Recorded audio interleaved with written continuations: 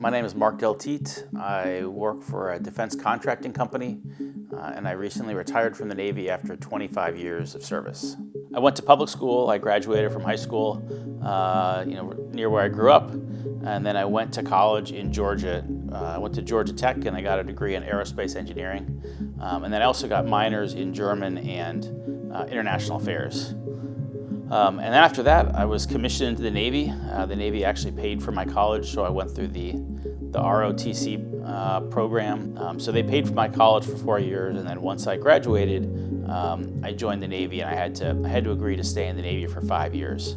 So the other schooling that I had as part of that, a few years after I was in the Navy, I went to the Navy's nuclear power school in Charleston, South Carolina, and learned how to run nuclear reactors, which is one of the things I did for a few years out of my career.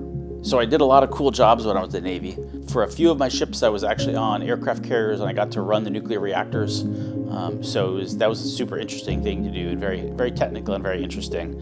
I spent a couple years teaching people physics in the schoolhouse that actually taught all the Navy officers and enlisted folks how to run nuclear reactors on submarines and aircraft carriers. I spent a couple years. We lived in Charlottesville, Virginia, and I was actually an intelligence analyst for the Defense Intelligence Agency doing a job that was nothing like I was normally supposed to do in the Navy, but occasionally they would send you to do other jobs so you got experience. So I did that. I was an intelligence analyst, which was super neat. And then also I think one of my favorite jobs was I was actually a captain of a ship.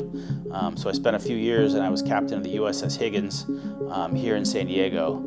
And I had a crew of about 300 people, and that was a great experience with so many good people to work with, and a lot of good memories from that.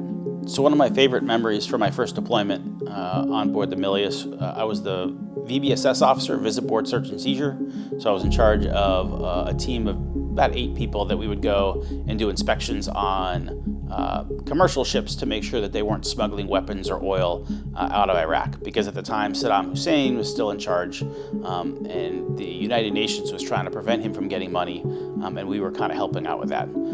So most of the time we would go to ships that were coming in and out of the Gulf, and we would go on board on ladders, and we would climb up the side of the containers, the cargo containers, and then we would actually set up rappelling gear and rappel down the sides, and then open the doors up and go inside, inspect, and make sure that everything was safe and they weren't trying to get anything out. One day, me and my team got the order to hop in our boats, and we were sent 5 or 6 miles out, and we went over the horizon where no one could see the ship, the destroyer that we were from, and we waited until the ship came along. We finally saw it. It was moving slow, and it was so weighted down with oil that actually the seawater was washing over the sides of the ship onto the deck. We waited for them, and then we went up alongside and jumped over what was railings, and those railings were so low that we could just hop right over them from our boat. And the crew members, no one was around, but they were just steaming along.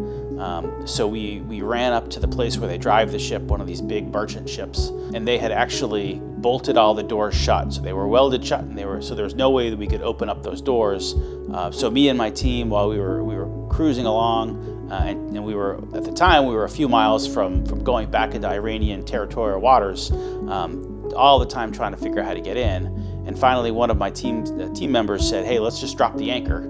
So we ran up to the front of the ship, and we figured out how to drop an anchor on this ship to try and get it to stop. So we ran up back onto the top of the ship where they drive the ship, called the pilot house, and ended up breaking some windows and then climbing inside and then taking control of the ship.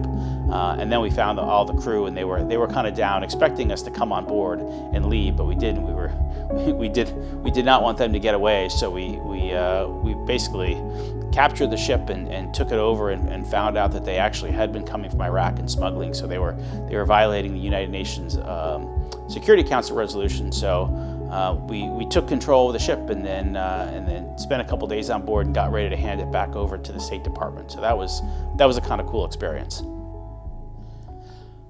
So the hardest part of the Navy was being away from friends and family for a long time.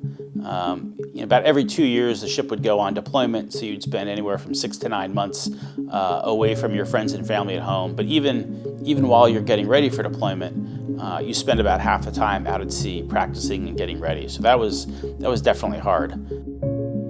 So since I got out of the Navy, I took a job and I now work for a defense contracting company. I'm a warfare analyst, and I help engineers figure out what type of things they should build for our soldiers and our sailors and our airmen, what kind of systems they need. So that's what I'm doing right now for work. In my free time, I've started going and spending time backcountry hiking and backpacking. Last year, went up to the high Sierras and went on a 60-mile loop with some friends. I like to brew beer. That's one of my hobbies. And then I also play golf, although I'm not really good at it. So hopefully I'm going to keep practicing that and get a little better.